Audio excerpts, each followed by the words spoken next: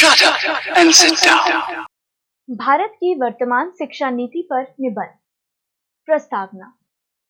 शिक्षा हमारे ज्ञान, अनुभूति और संवेदनशीलता को विकसित करती है। यह हमारे शारीरिक, मानसिक एवं संवेगात्मक विकास का सर्वप्रथम साधन है। किसी भी राष्ट्र का भविष्य उसके शैक्षिक स्तर, उसके शिक्षा प्रतिमानों, शिक्षा प्रणाली, राष्ट्र जीवन की आवश्यकता के अनुरूप शिक्षा के विभिन्न पक्षों, आयोगों और उसके अपेक्षित क्रियान्वयन एवं परिणामों पर आधारित है। शिक्षा के आधार पर ही अनुसंधान और विकास को बल मिलता है। इस प्रकार शिक्षा वर्तमान तथा भविष्य के निर्माण का अनुपम साधन है। शिक्षा नर अर्थात मनुष्य के निर्माण का अनुपम साधन है। शिक्षा के बगैर नर अर्थात मनुष्य को पशु के समान कहा गया है। देश की आजादी के बाद देश के प्रत्येक मनुष्य को पशु के समान कहा गया है। देश की आजादी के बाद देश के प्रत्येक नागरिक को साक्षर बनाने का अभियान चलाया गया। उसमें नई शिक्षा नीतियों को जोड़ा गया है। नई शिक्षा नीति की आवश्यकता।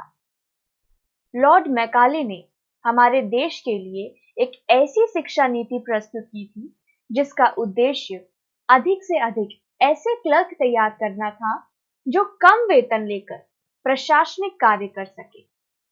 वह शिक्षा प्रणाली पश्चिमी ढंग पर तैयार की गई थी, जिसमें अंग्रेजी भाषा और संस्कृति पर आधारित शिक्षा दी जाती थी। उस शिक्षा के बीच भारतीय संस्कृति और नैतिक मूल्यों से दूरी रखी गई थी। परिणामतः देश की अनेक पीढ़ियां उस शिक्षा प्रणाली के अंतर्गत शिक्षा प्राप्त कर अपनी संस्कृति एवं जीवन मूल्यों से दूर चली गई। उस शिक्षा पद्धति से निकले लोग अंग्रेजी शासन को शक्ति प्रदान करने के साधक नहीं बन सके। यही कारण है कि हमारे देश भारत को शिक्षा की एक नई प्रणाली की आवश्यकता महसूस हुई और उसके निर्माण के लिए एक नई शिक्षा नीति को शामिल करते हुए कुछ नए ऐसे सुधार किए गए जो भारत की सभ्यता व संस्कृति के अनुकूल हो। राष्ट्रीय शिक्षा व्यवस्था। नवीन राष्ट्रीय शिक्षा व्यवस्था के अनुसार पूरे देश में एक प्रकार की शैक्षिक संरचना के अंतर्गत 10-2-3 प्रणाली के रूप में स्वीकार किया गया। इस प्रणाली को केंद्रीय शिक्षा बोर्ड तथा इसी प्रकार की अन्य संस्थानों के परामर्श से स्वीकार किया गया था। यह नीति देश में विद्यार्थियों की शैक्षिक आवश्यकताओं की पूर्ति करती है। इस प्रणाली के अनुसार एक विद्यार्थी 14 वर्ष के स्थान पर 15 वर्षों में स्नातक हो सकेगा। इसमें शिक्षा के व्यावसायिक शिक्षा पर बल दिया गया और जो विद्यार्थी अच्छे परिणाम लाने में असमर्थ है, वे आगे का अपना अध्ययन रोककर स्वयं अपने छोटे छोटे उद्योग या व्यवसाय प्रारंभ कर सकते हैं। इस दिशा में प्रयास सफल रहा। शिक्षित नौजवानों के सामने इससे रोजगार का रास्ता खुला। विभिन्न स्तरों पर शिक्षा का पुनर्गठन। नई शिक्षा नीति के अंतर्गत पाठ्यक्रम का विभिन्न स्तरों पर पुनर्गठन किया गया, जो इस प्रकार है। 1. प्रारंभिक शिक्षा। प्रारंभिक शिक्षा की पहली आवश्यकता यह है कि बच्चों को सजग और स्वाभाविक ढंग से शिक्षा प्रदान की जाए। यदि कोई बच्चा पढ़ाई में कमजोर है तो उसे अलग से ज्ञान दिया जाए। जैसे जैसे बच्चे की अवस्था में वृद्धि हो, उसे प्रारंभिक स्तर के लिए अपेक्षित ज्ञान की बातें बताई जाए, नई जानकारी प्रदान की जाए, जिससे अभ्यास के साथ साथ उसकी बौद्धिक योग्यता भी बढ़े। नई शिक्षा पद्धति के अंतर्गत शारीरिक दंड पूरी तरह समाप्त कर दिया जाए। स्कूल का समय और यहां तक कि छुट्टियां भी बच्चों की सुविधा अनुसार तय की जानी चाहिए। इससे बच्चों का समग्र विकास अर्थात सभी तरह का शारीरिक और बौद्धिक विकास होगा। माध्यमिक शिक्षा यह वह शिक्षा है जिसमें छात्रों को विज्ञान, कंप्यूटर और अन्य प्रकार के विषयों की जानकारी प्रदान की जानी चाहिए। माध्यमिक स्तर के छात्रों को राष्ट्रीय परिवेश और इतिहास की भी जानकारी प्रदान की जानी चाहिए। माध्यमिक स्तर के छात्रों को राष्ट्रीय परिवेश और इतिहास की भी जानकारी होनी चाहिए। उन्हें संवैधानिक कर्तव्यों और नागरिक अधिकारों का समुचित ज्ञान प्रदान किया जाना चाहिए। नई शिक्षा नीति के अंतर्गत स्तर के स्कूलों को उन क्षेत्रों में खोला जाएगा जहां ऐसे स्कूलों का अभाव है। उस पद्धति को अपनाकर शिक्षा का प्रचार और प्रसार बढ़ेगा। उच्च शिक्षा शिक्षा लोगों को सामाजिक, आर्थिक, सांस्कृतिक, नैतिक और आध्यात्मिक समस्याओं के संबंध में चिंतन करने का अवसर प्रदान करती है। वर्तमान समय में भारत में अनेक कॉलेज एवं विश्वविद्यालय संबद्ध कॉलेज के साथ साथ स्वायत्त कॉलेजों को भी विकसित किया जा रहा है। इसके अतिरिक्त उच्च शिक्षा परिषदों के माध्यम से उच्च शिक्षा के राज्य स्तरीय आयोजन और समन्वय के साथ साथ शैक्षिक स्तरों पर निगरानी रखने के लिए विश्वविद्यालय अनुदान आयोग और अन्य परिषदें समन्वय पद्धतियां विकसित करेगी।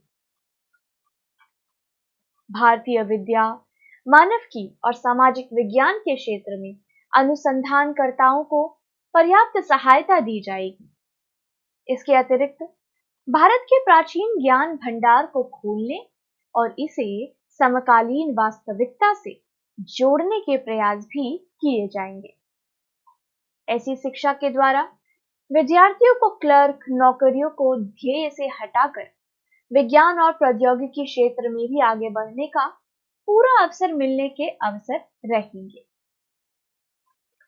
खुला विश्वविद्यालय नई शिक्षा नीति के अंतर्गत खुला विश्वविद्यालय प्रणाली शुरू की गई, जिससे उन लोगों को उच्च शिक्षा प्राप्त करने के अधिक से अधिक अवसर मिल सके जो अपने निजी कारणों एवं समस्याओं से औपचारिक शिक्षा पूर्ण नहीं कर सके। इस प्रकार शिक्षा को लोकतांत्रिक साधनों से संपन्न बनाने के प्रयास भी किए गए हैं। खुला विश्वविद्यालय के द्वारा नौकरियों में आ चुके पर उच्च शिक्षा का ध्येय पूरा कर आगे प्रगति करने वालों के लिए भी अच्छे अवसर प्राप्त हैं। डिग्रियां नौकरी से अलग कुछ चुने हुए क्षेत्रों में डिग्रियों को नौकरियों से अलग करने की व्यवस्था की गई है। इसमें डिग्री के महत्व को कम किए जाने की योजना लागू है, जिनके लिए विश्वविद्यालय को डिग्री अपेक्षित योग्यता के रूप में आवश्यक नहीं। योग्यता परीक्षण के आधार पर आंकी जाएगी। डिग्रियों की आवश्यकता को कम करने के लिए राष्ट्रीय परीक्षण सेवा जैसी उपयुक्त व्यवस्था कुछ चरणों में लागू की जाएगी। इस प्रकार नौकरियां डिग्री के आधार पर नहीं वरन राष्ट्रीय परीक्षण के आधार पर प्रदान की जा सकेगी, जिससे वे लोग लाभान्वित हो सैकड़ों जो अच्छी बौद्धिक क्षमता के होते हुए उच्च डिग्री नहीं प्राप्त कर सके हैं। ग्रामीण विश्वविद्यालय नई शिक्षा नीति के अंतर्गत ग्रामीण विश्वविद्यालयों को विकसित किया जाएगा, जिससे ग्रामीण क्षेत्रों में भी नई चुनौतियों का सामना किया जा सके। ग्रामीण क्षेत्रों से भी प्रतिभाओं को आगे बढ़ने, उच्च शिक्षा प्राप्त करने और प्रतियोगिता परीक्षाओं में शामिल होकर अच्छी नौकरियां पाने का अवसर मिल सकेगा। उपसंहार देश की नवीन पद्धति में असीम संभावनाएं हैं, लेकिन यह पद्धति अच्छी व्यवस्था, साधन संपन्नता और लगन के साथ सफलता की सीढ़ियां चढ़ सकती है। इसके लिए यह आवश्यक है कि प्रत्येक स्तर पर शिक्षक अपनी पूर्ण योग्यता से छात्रों को ज्ञान प्रदान करे और छात्र पूरे मन से एकाग्रचित होकर शिक्षा ग्रहण करे। तभी हमारे देश में शिक्षा की प्रगति हो सकती है। पारदर्शिता और ईमानदारी भी आवश्यक है। जैसा कि माध्यमिक और उच्चतर माध्यमिक परीक्षाओं के ग्रामीण इलाकों के परीक्षा केंद्रों में अक्सर देखा गया है कि परीक्षा केंद्रों के व्यवस्थापक थोक में नकल कराने का ठेका लेकर विद्यार्थियों को नकल कराकर परीक्षा पास कराने की गारंटी लेती है। ऐसा ही मामला खुला विश्वविद्यालय, ग्रामीण विश्वविद्यालयों में होने लगे तो नई शिक्षा नीति की ये योजनाएं धराशायी हो जाएगी। बावजूद उसके शिक्षा के क्षेत्र में क्रांति के लिए नई शिक्षा नीति की यह योजनाएं सही ही है। इसके द्वारा सबको साक्षर बनाने की सरकार की योजना अवश्य ही सफल होती नजर आ रही है।